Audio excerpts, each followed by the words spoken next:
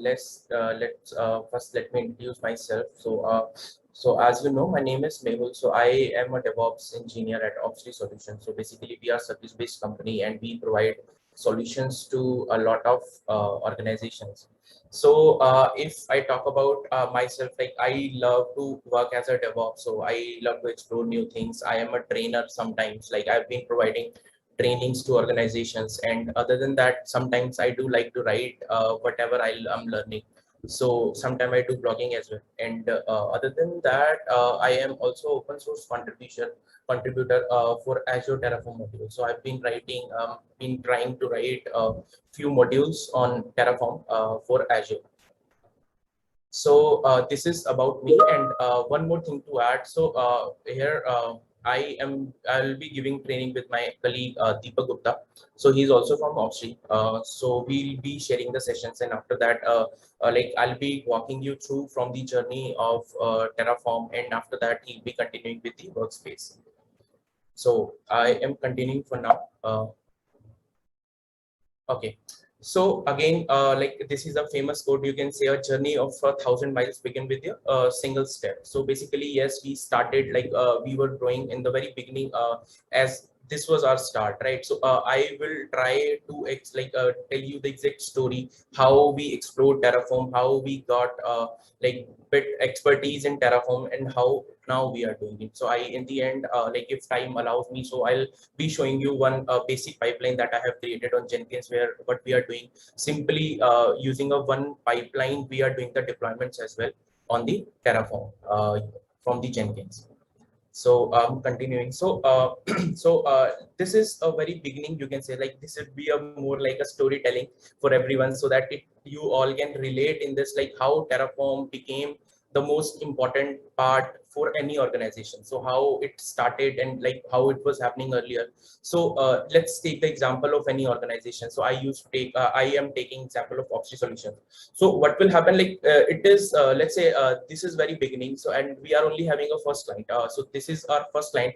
They are having three different you can say architect environments, or like three tier and infrastructure, you can say. So first one is backend, sorry, front end, backend, and database. So you can say a 30 servers stable infrastructure. So what you will do? So this is simply normal thing. You can say like this is a basic infrastructure. Any person, but what they will do is they are just manually creating it, right? So I can manually create this infrastructure because this is stable one. I do need not to change anything in future. So that is fine. But let's say we got another client.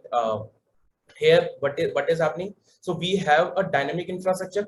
So I'm hoping like this is clear, like what I mean by dynamic. So dynamic means like we have to extend and like sometimes decrease the infrastructure, right? So we have to create few instances at sometimes, and with the when the load comes, and you can say multiple environments. For example, I have a dev, QA, UAT3 production, like a lot of environment I may have, and 1,000 servers. So that time we started with you can say infrastructure as a code. So for example, that time what we were doing, because our only client was AWS that time, right? So we were using like we started using Jenkins at that time. So we were planning to have a one-click setup. So where what we were doing, so here I have taken the example of Python, but this could be any scripting language, right? So for example, I have to create 100 servers. So I just need to write a script to create 100 servers using the AWS CLI. So that was simply that. So like we were using AWS. You can take the example of CloudFront as well. So sometimes we use CloudFront as also. So there what we were doing, so we were using Jenkins and the CloudFront along with each other. So we were fine with that. But again, as I mentioned in the start, so what like we are a service-based company, so we are not a product-based. So because if we would have been a product-based, so we like we could have only one cloud platform, AWS, let's say, or Azure, right? But because we were having a multiple like we were having a multiple clients, so that's why we were getting a lot of client requests from Azure, GCP, AWS, Alibaba, a lot of stuff. So that's why at that moment of time it was not possible to stay with the CloudFront only, right? So that at that time what we started evolving Terraform. So because what Terraform gives us, reason why we went with Terraform is like other clouds as well, of course, because I need not to write a different tool, learn a different tool or a different language for that, right? Because in Terraform, I am just using a HCL. So with HCL, yeah, there will be some changes like we have to change the provider and few values as well. Yeah, that is fine. But again, the language is same. If somebody knows HCL, then that person knows HCL. So again, the next thing is reusability, because reusability is something I can use the same code again and again, right? For example, if for one client I'm using a single piece of code that I can use again, like I just, yeah, I'll be going that as well. Like how can I reuse the code? I'll be having that in future slides as well. But yeah, and after that, yeah, of course, this is a HashiCorp. So yeah, we have some trust. If you are a DevOps, yes, so you must be having trust on HashiCorp, because what I believe as of now is I've been using a lot of tools from HashiCorp, like console. I'm using Packer. I'm using Terraform. I'm using yeah, Nomad also we have used. So yes, we've been doing a lot of work like for HashiCorp, like with the HashiCorp, I would say. And yes, next thing is a learning curve. So again, it is easy to understand, easy to because this is more similar to YAML. I can say, like sometimes people say like this is more similar to JSON. I accept, but if you will think about it, this is a combination of JSON and YAML, right? So this is easy for everyone. Like if I'm because if I talk about myself, I'm not a developer. So I was so this is like it like I'm like playing with brackets is a very difficult job for me. So that's why I usually prefer writing code in HCL. So that is fine also. And feature set, because yes, Terraform provides a lot of features, you can say. And yeah, these all are the reasons why we started Terraform. I'm moving to next slide. So again, this is why Terraform. So yeah, because I have already covered everything in my previous slide, but still I like these are the main 5 factors, you can say. Uh, so version control, right? Because in this, we'll be talking more about it. So I'll be clearing this why version control is very feature of you can say the Terraform. Because let's in the simpler way, if I talk, so you can keep that code in the version control system as well. So I'll be talking in this some time.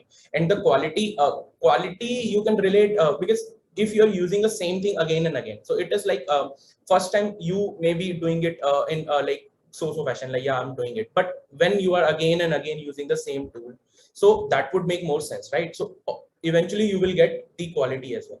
So efficiency, because I mentioned like this is a feature, like it provides a feature of like efficiency, like reusability it provides, right? So because we can reuse the code, so automatically it means the Terraform is efficient at the community. That is self-explanatory, because I can see like in the morning time, like a lot of people have joined the call. So it means we all are community, right? So Terraform has a good community and standardization. So yeah, they have set a standard, because we trust, like we can use them into a production and these and so that's why I can say these 5 could be the best reasons why we should go with the Terraform.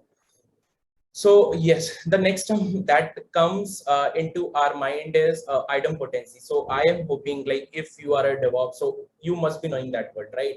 So if I'm explaining this word to anyone, like but I say like if I read the definition, so when a tool will only make a change if it is needed to.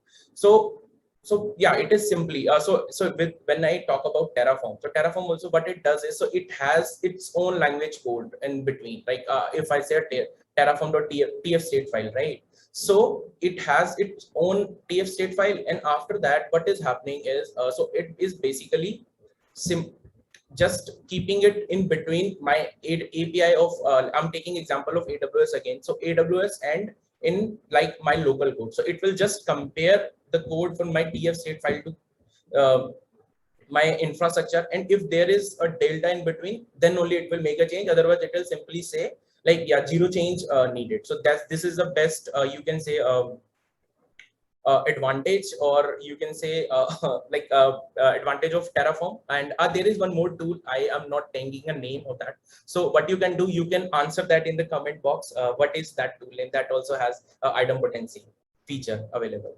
Okay. And yes, so next slide, this is a basic infrastructure. So if I talk about any organization, so they have a different way of doing like creating infrastructure, right? So some companies what I have seen till now is some companies only go with one VPC, and in VPC they have a different environment, you can say, or a different environments. Yeah, it would be a very much more sense with makeup. But few organizations, how they go with like they have a multiple VPCs. For example, one VPC for production, one VPC for UAT, and one VPC for staging. And there are few organizations, those I have seen, are having a different account, right? Yeah, different account for production, different account for UAT, different AWS account I'm talking about. But the one thing that remains same for everyone is a VPC. And if someone is having a VPC, then that is a for sure thing, like you will be having a subnets inside it, right? So every VPC has a subnet, every VPC has an internet gateway, every VPC, for example, you cannot make your applications public, right? So you have to have the application load balancer as well, or you will be having a elastic load balancer. So that is fine. But if you talk about any infrastructure that is having a VPC, if we are using, so they must be having a, like if they are going with the multiple availability, like highly availability set, so they will be having a multiple availability zone, right? So they will be having auto scaling groups, they will be having a database attached. But so in simple words, what I can say is, so this is the infrastructure that every organization must be having, right? Everyone. So I am taking an example of that. So this is the basic infrastructure. So now the question comes, what all are the issues if you are going with the Terraform also? So I'll be going through, like I'm calling them a benefit, because I'll be overcome the all the issues those we are facing. But yeah, those all were the issues, you can say, with the Terraform that we had. So the state maintain, because yes, we were using because in the very beginning we were doing it on our local, right? So of course this is an issue, like I cannot maintain a state, because for example, if my colleague Deepak, let's take the example of him, he's also making the same infrastructure. So but if he has a same state file in his local, and I have my own TF state file, then it won't make sense, right? So automatically, if he's changing something but my TF state file is not aware, so automatically it gets changed. And after that, consistency, again, consistency means I may be having a different version on that, and Deepak may be having a different version of Terraform. For example, I am having a 0.11 and he's having a 1.4 or 1, right? So this is a, like there is a possibility maybe some piece of code is working for him but not for me, and some is working for me and not for him. So this could be a situation, like this was the issue in the very beginning. Tracking was a very difficult, because nobody knows who made the change. So for example, I created an infra, and after that Deepak just was, because we were doing in the local, so he just again because he made some changes, different changes, and after that he applied again, so it got corrupted, right? Manageability was difficult because we were using a different code. So yes, so if we were having a different infrastructures, you can say, so that time it was very it was very difficult to manage, because we were having only one file for that. And after that, reusability, because it was difficult. Like reusability is something that is a feature of Terraform, but again, we were not doing at that time. I'll tell you how we evolve it, so that would be a different thing. Environmental discrepancy. So yeah, that was also a very like a difficult point to achieve at that time, but yeah, we overcome with that as well. I'll be showing you. And isolation as well. So these all were the problems when we started with Terraform we were facing. Okay, and after that, again, so I'll be covering them in the step by step. So first three problem we resolved. So like this screenshot is self-explanatory. So like I am not able to see my YouTube chat screen, but yeah, I'm hoping like if somebody is having a question, then you are asking, so that in the end we can answer all the questions, right? So if I take the example of this specific slide, so what is happening? So first three problems were state, consistency, and the tracking. So what we did for the state, everybody's I'm hoping like people know, but I'll just try to touch base upon it. So backend, if you have heard the concept of, so there are two type of backend, you can say, local and remote. I'll not be going inside it a lot because of the time constraint, but yes, so that was the feature. So we started doing, we started using a remote backend. So there what we were doing, so we were storing the state file inside the S3 bucket. This is a bucket actually.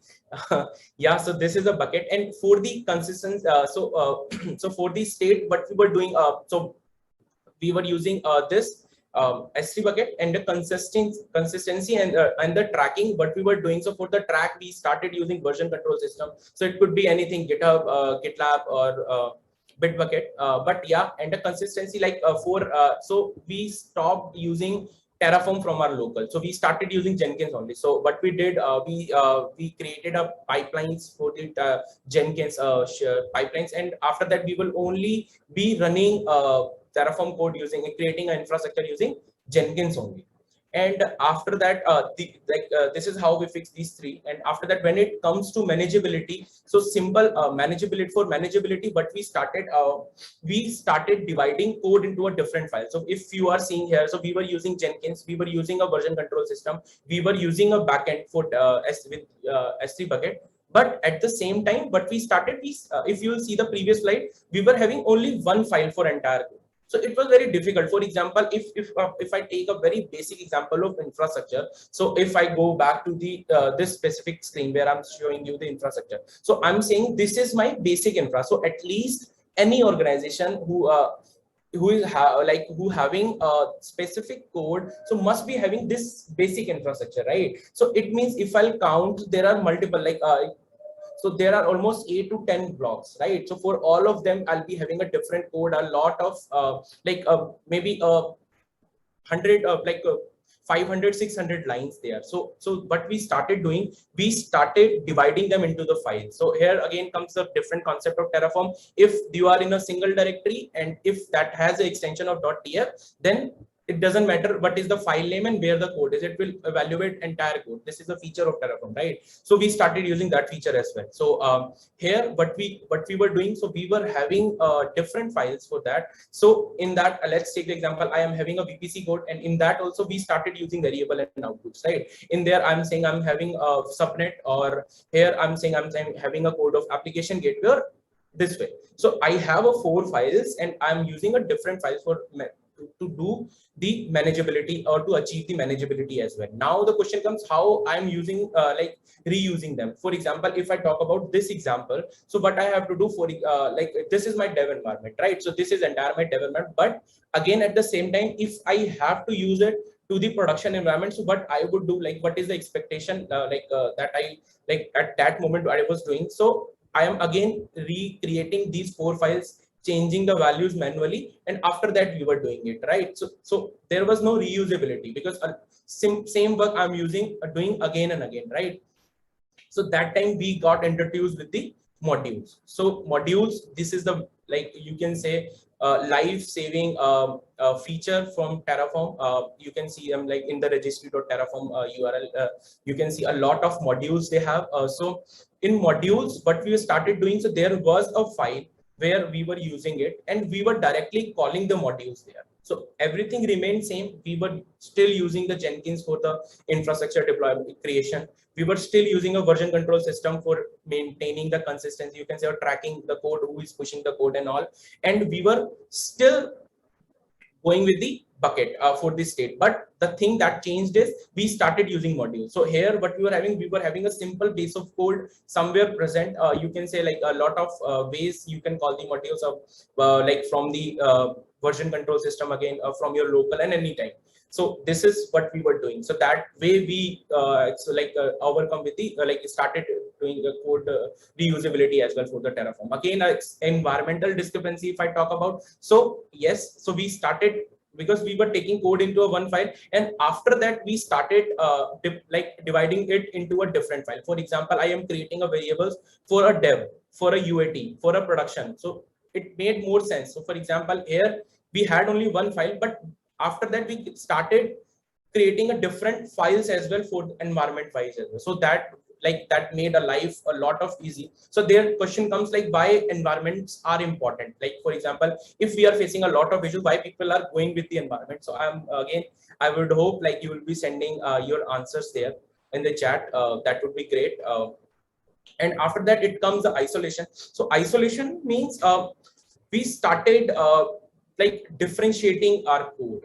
For example, it is like yes. So for example, I have an infrastructure. So can I say that this is my base infra? So base infra means if I am creating an infrastructure, this there is a code that is always available, right? I can talk about one problem here. So like what I faced recently is we were creating infrastructure for our one of our tool build piper. So there, what we saw that we were using for the that was in the Azure. So what we issue that faced there was like we were forced to use modules like calling the value. So that time I got introduced in this concept as well. Like I got the benefit of that. So what we did, we created a separate directory where I moved all the resource group virtual network and my subnet there, right? So there I created that first, and after that in the management area, I was just able to use the name as a variable also. So for now, I'm not making sense to you, but yes, when you will like use it, then you will get to know, like, because I was facing the issue and it really removes the you can say dependency from the module, because but because earlier there was a dependency. If I'm using a application gateway module, then I have to have the module of resource group available as well. But if I'm going with the base infra, then what will happen is, if base infra is different, then in management I can just give the name of that resource group and we'll be good to go. So that was a feature that I faced. But yeah, isolation is also a very important part in this. And next, like this is all the journey, like how we started with Terraform and how we got developed, like we got some exposure, and we started, like we got at some decent level to use the Terraform. Then after that, if I talk about like I was talking about the language. So yeah, this is the HCL language that we use. So basically, if you will see in the below screenshot, so what is happening here is like this is simple. I am taking a code of GCP, right? So Google Cloud Compute. So I just got to know about it by seeing this Google Compute instance. So this is that much easy. You just simply read it and you will get to know what exactly is happening in here. So if it would have been Azure, so Azure, I think RM, I suppose, I'm not exactly sure. And for AWS, we have the AWS, right? So, and after that, you are giving a name, and yes, this is done. So you are just placing, and if you will see a very less number of brackets. So if so again, yeah, domain specific language, you can say developed by HashiCorp. This is what it is.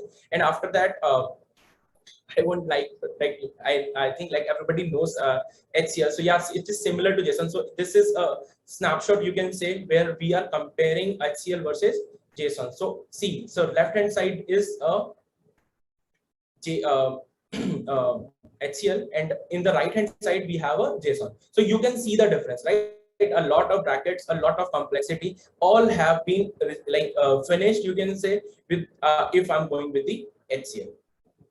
So this is the demo. Like now I know I do not have much time left with me for my session, so I do not want to cut the time of Deepak. But yeah, I just would like to talk about a bit like how we have done the deployments as well in using Terraform. So see if I'm not sure if this screenshot is clearly visible to everyone, but what is happening here is, so we are just initializing a project, cloning it, and after that we have added the check and deploying the basic image using infra. If you will see the steps of what we are doing: validate, plan, and after that Terraform, apply. So this is simple commands, and in that we are using our AMI that we have created using Packer. So I'll just immediately show you, and after that I'll is my screen still visible? Hey, yes, yeah. Perfect. So if you will see this job, so what is happening here? So I'll be sharing one more link. So I have created a lab as well on this. So OT, if in OT training you have a lot of workshops there, but yeah, in the DevOps OT microservice lab, it is totally based on that. So what we are doing, we are simply doing like this is a basic in Terraform or like Terraform and Packer code, where what we are doing, we are simply creating two Packer images with version 1 and version 2 and doing a recreate deployment and the rolling back deployment as well. So it would be a great experience for you. So this is basic Jenkins jobs of it. We are just like taking a signal again and again. I'm just running it for a minute, and after that I'll be. So see, so what we are doing, so wait for users input, recreate deployment. So if you will click on it, so what will happen is, So should we continue? So if I'm continue, so it is deploying the basic infra code with the VM. Okay, and after that we are bringing down because it is a recreate deployment. And after that, again, it will ask us if we want to bring up version 2 as well. So this is a very unique experience you will get if you will like I'll be sharing this link. So if I would request everyone to perform this lab, and if you want to perform other labs as well, so there are a lot, but yes, so you should perform it. You would get a lot of exposure in this, like how you can do the deployments using Terraform. So that would be a great experience for every one of you. So any questions so far? So actually I was continuously speaking, so I'm not sure if I got the opportunity someone to ask questions. Awesome. Hey, thank you so much, Ms. Sharma, for great presentations. I think based on your expertise and the learnings that you got, you easily connected all the dots and put together great presentations for everyone to think through and put for their solutions. It's awesome. Hey team, so we are on time. So if you have any questions, then Sharma is available on the chat. So please post your questions in the YouTube chat, and he's available for any questions as well. And I know it's back-to-back sessions, and it might be boring. Just if you want to take a week, can go for the next video or something, then come back and watch the recording later too. And now I think we should move on to the next presentation as per the schedule. Hey, thank you, Sharma, once again. Now, so we have got Deepak Gupta, and he's also from the same firm as Sharma's. And yes, so he's going to talk about. See, there are always various ways to achieve things. Now, say you have got in different environments for a customer. Now, how do we easily achieve things with respect to Terraform automation? So there are some options and some features that HashiCorp already given to us. So now Deepak is going to talk about that and give some insight on that to achieve this. With that, I'll hand out to Deepak. Hey Deepak, it's all yours now. Yep. Thank you. Thank you so much, Ramkumar. So hello everyone. Thanks for joining. So myself, Deepak Gupta. I hope my screen is visible, right? Yes, you can go on to yes. Hello, am I audible? Yep. We are able to see. So yeah. So I would like to thank Mehul as well for giving a quick intro about the Terraform journey. So that would be helping most of the people who have joined directly from the live sessions to understand how we deal with Terraform and what best features does Terraform providing us. Right. So I'll directly hop into the today's session that would be our Terraform workspace. Before starting that, I'll be introducing a bit about me. So myself, Deepak Gupta. So being a DevOps enthusiast, I wear multiple hats, be it a DevOps engineer, be it a trainer or a blogger as well.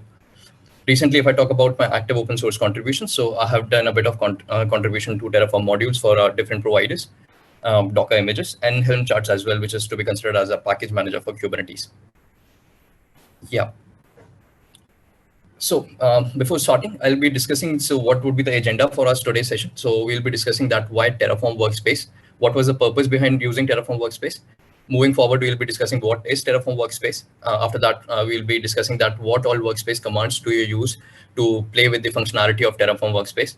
And after that, I'll be giving a quick demo that how can you retract or how can you interact with that. So yeah, I'll take a generic example and the basic functionalities. The people who basically are using Terraform right now in their IT infrastructure, or it could be for the new people as well who will be going to start working on Terraform to manage and to feel flexible while provisioning the infrastructure.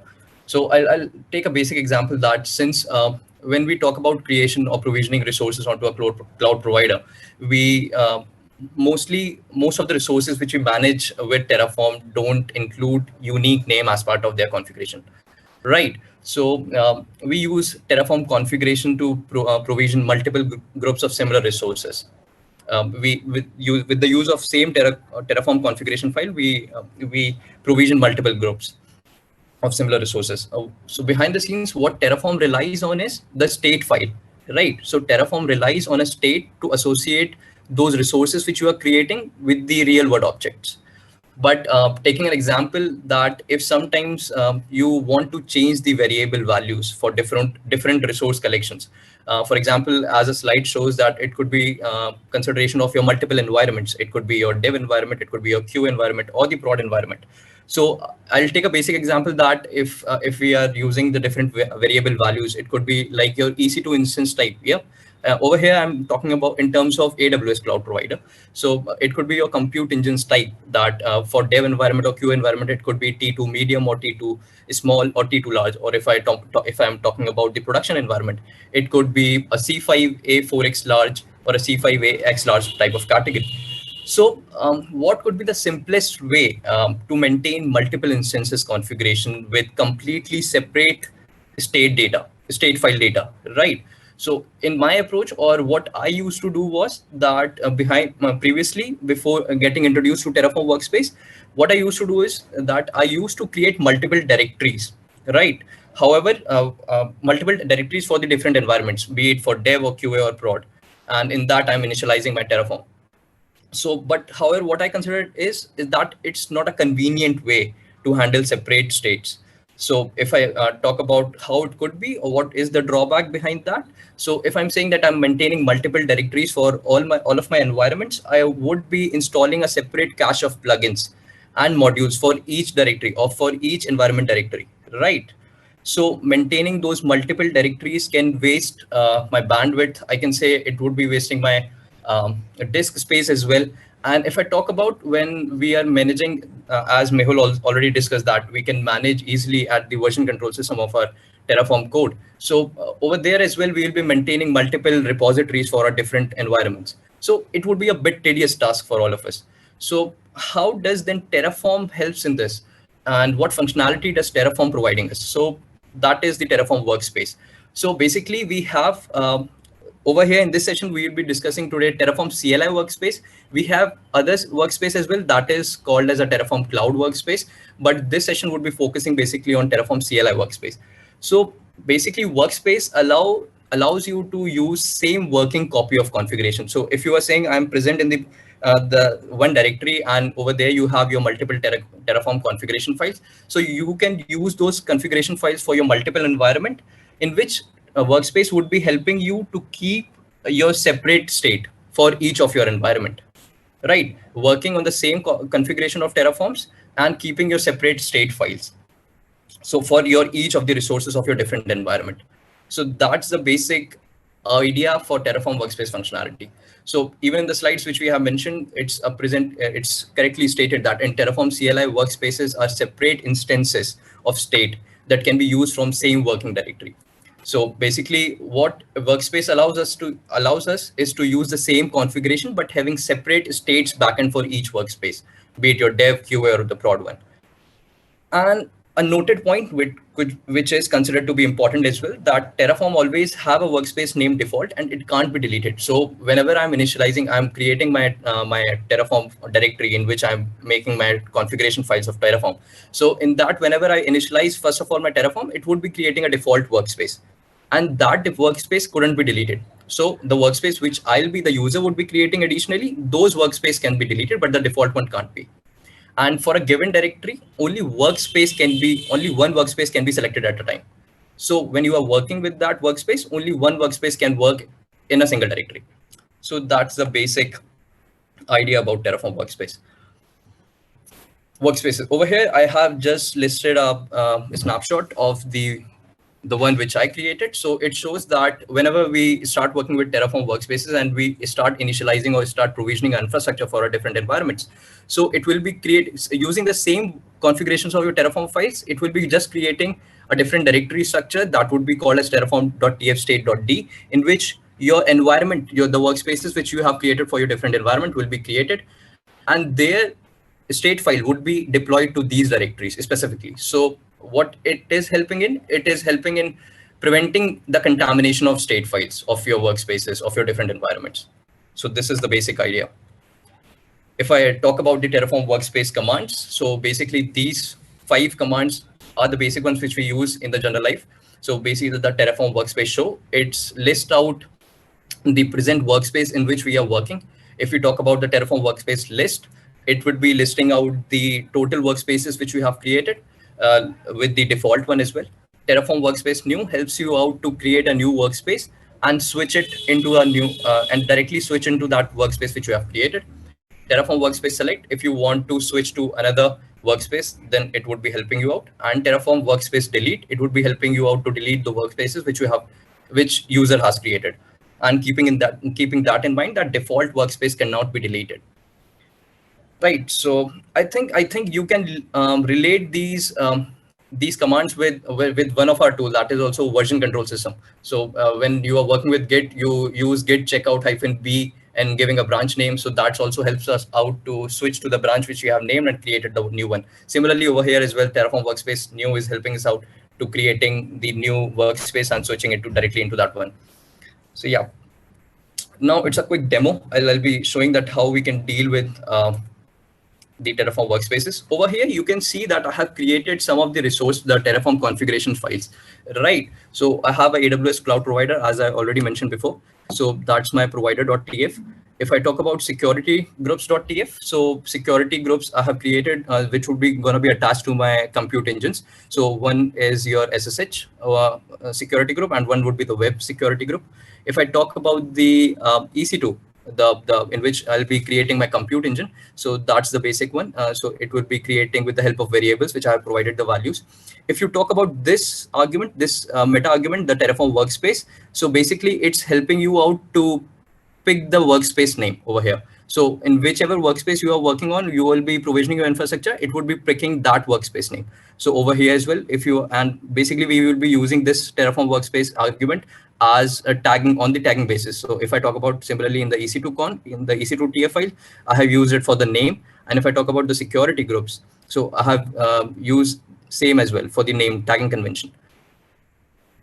Right. And even I have defined a condition over here that says that if your Terraform workspace is default, then you have to create 2 instances. Otherwise, for non-default workspaces, you will be creating 1 compute instance. Then after that, that's my variable.tf, in which I have provided my region, my instance type, and my AMI ID for my instance. And I have multiple default my .tf was files as well. One is the default one, and one would be the dev one, and one would be the prod one. And that's simply indicates that I'll be creating 2 different workspaces. One would be the dev one, and another one would be the prod one. So over here, I can see that I have my Terraform installed, CLI installed. If I start with TI, the Terraform, I have created short aliases for those big commands. So TI basically would be initializing my backend. That would be basically installing the provider CLI configurations and the plugins and the modules for it. Right now, once these backend is initialized, I'll list out, After that, I'll list you out that in which workspace I'm working right now. So this is the list command which I have used, and it's showing that star over here. That means that I'm in the default workspace. And if I talk about show, that as well will tell us that in which workspace you are working. So if I say Terraform plan, and you can directly go with war file, which I have created, that would be a default one. So it will be giving me a blueprint that what all resources I'm creating over here directly, right? And if you remember that in the configuration file, we mentioned that if I'm working in the default workspace, it would be creating 2 compute engines. So over here we can see, so over in the final, we can see that it has 4 to add. So 4 resources, 2 would be the your compute engines and 2 would be your security groups. If I directly go with TA, that would be your Terraform apply with the help of this TFWAS file. So basically these resources would be created in my default workspace. And if I go to my management console, you will be able to see that the tagging convention, which I have mentioned with the help of Terraform workspace attribute, it will be listing out on those bases. So if you can, so I'll say that people can comment it out that what name it could be. If I show you that my name for my compute engines would be vm-terraform.workspace-count index. So what could be the name for the the compute which would be created or which would be provisioned after this Terraform apply. So you can see that when I mentioned that in default workspace, there will be two compute engines would be created. So see, you can see VM default 1, VM default 0, two compute engines has been created. Right, and my public IPs has been listed out over here. I can directly copy these and can web surf through it as well. So basically what I have done is I have installed the Apache server as well on these compute engines, which will help me out. Okay. So basically my document is giving an HTTPS error. Okay, moving forward, what we can do is we can now start seeing that my Terraform state file has been created in this local path. But what about when I have to work with the same configuration for different workspaces? What I'll do is I'll go with Terraform workspace, new, and I'll give the name as dev. Okay, and you directly, if you see Terraform workspace. Hey, Deepak, if you're planning for long demo, so the time is up, but No, we can wrap up in a few. it would be ending in a minute. Sure, no problem. So you can see that you are right now in the Terraform dev workspace. Okay, and if you see the one that if you see, then when we created a new workspace, your directory is created. So if I go for the tree command, so you can see a dev directory is created of my workspace. And when I apply now,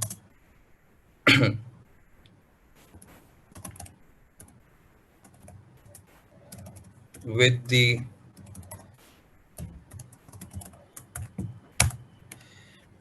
dev.tf was, then it would be creating the resources for my development workspace. And that helps me out to prevent that contamination of these state files. And that is the most useful case of workspaces, which is given by Terraform.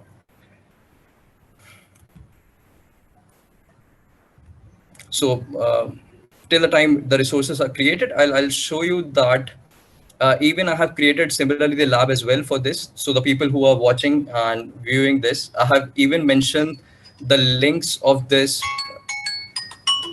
labs in the PPT as well. So people can go through the slides and can visit to this link. So basically I have mentioned each and every step that, and even the TF files of my code I have mentioned over here, and each and every step which has to be performed to play with workspaces.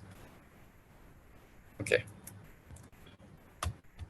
Awesome. And you can see if I give a quick refresh, you can see that my VM dev resources has also started created. And if I go with tree again, Terraform D file, then you can see in my dev environment, my state file has been created. So it prevents in contamination of the Terraform state files. So yep, that's a pretty quick knowledge sharing about Terraform workspace. I hope you people like it and get the evaluated idea that how you can implement this Terraform workspace into your IT infrastructure environments. Yeah, Hey, thank you. Yes, Deepak, of course, of course. So this was a great presentation, and thanks for putting together the lab and the